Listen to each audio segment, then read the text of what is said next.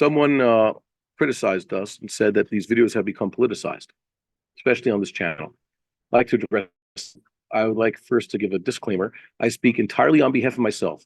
I am not anybody else's spokesman, especially I'm not Dr. England's spokesman. I'm not Rabbi Bar-Hayim's spokesman.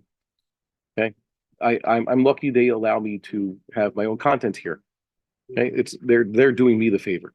Certainly not who else? Jonathan Pollard has some videos here, and everybody else who's been involved. I don't speak on behalf of any of them, but I have noticed also that there is perhaps a political nature of a lot of these videos, and that needs to be addressed because we're trying to create Torah content. The rabbi mentioned something in passing in one of his recent videos. He explained why he's doing this, and that is, well, before normally politics and rabbinics don't mix. And that could have been said for many years, especially in Israeli electoral politics and anything having to do with the budget and all sorts of questions. It's really wrong that rabbi personalities have become involved in those things. I've said this before, it's really wrong. However, right now we're in a war on life and death. And the people who have failed to comprehend these things because they have what the rabbi calls pernicious ideas regarding Judaism. They are completely uninformed of certain basics. Perhaps you would have gotten from the types of sources you say they related to government. Yes, they're halacha related to war. But for many people, these things don't exist, or they're unfamiliar with what the prophets and the sages said with regards to the ethics of these things. So the rabbi says that these ideas are important because right now we are in a life and death situation.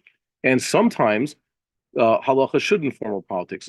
I say that, thank God, it's been the case in, let's say, before we realized we were at war. Really, the war was brewing. The bad guys were plotting this for a long time, but we enjoyed peace to a certain extent.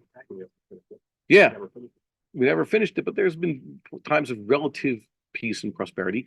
I think before the recent violence, before there was a murder, they said, a year had passed and no Jew was murdered.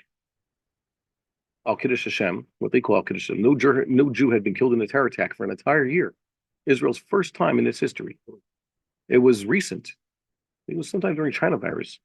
Okay, I remember seeing the headlines about it. Okay, just to know, it's been a whole year, no one's been murdered. That's remarkable, but that's also very sad.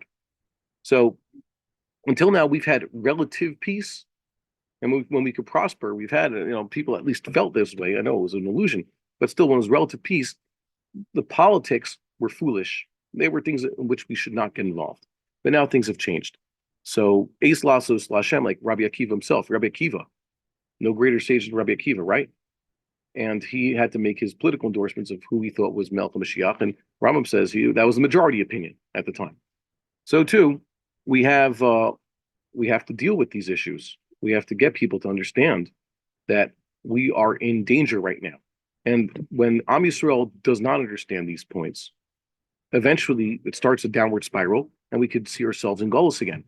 We could suffer Hurbans. Run away from the issue because you don't want to cause strife, or because you want to separate Torah from politics, like separating Torah from your life, because politics has a good influence on your life. Yeah. If you want to be able to run your country the way the Torah wants it to, you have to tell people these. Yeah. So you probably saw I stepped into, normally someone who wants to be a scholar should not be, let's say, playing with social media. And we said, well, part of Trump's bad mitos, not saying vote for him or not, saying that he has bad mitos, right? He is arrogant, tells lashon hara about people, he insults people. He's not good at telling the truth a lot of times, despite what successes he may have had politically or not, right? So one of the things he does is that he does not have a filter. He has no shmir salashon whatsoever, even in writing. So someone should not be, let's say, getting into chat rooms or whatever, in his forums and arguing these things. I felt for once every year or so, I get involved in these arguments because people need to know, there's someone truth about this, because we have other Jews who drag us along. We are all in one boat, and we have to show the other people on the boat, no, don't start rowing us toward that whirlpool. We have to row toward the shore and get out of this boat. We'll be sucked in.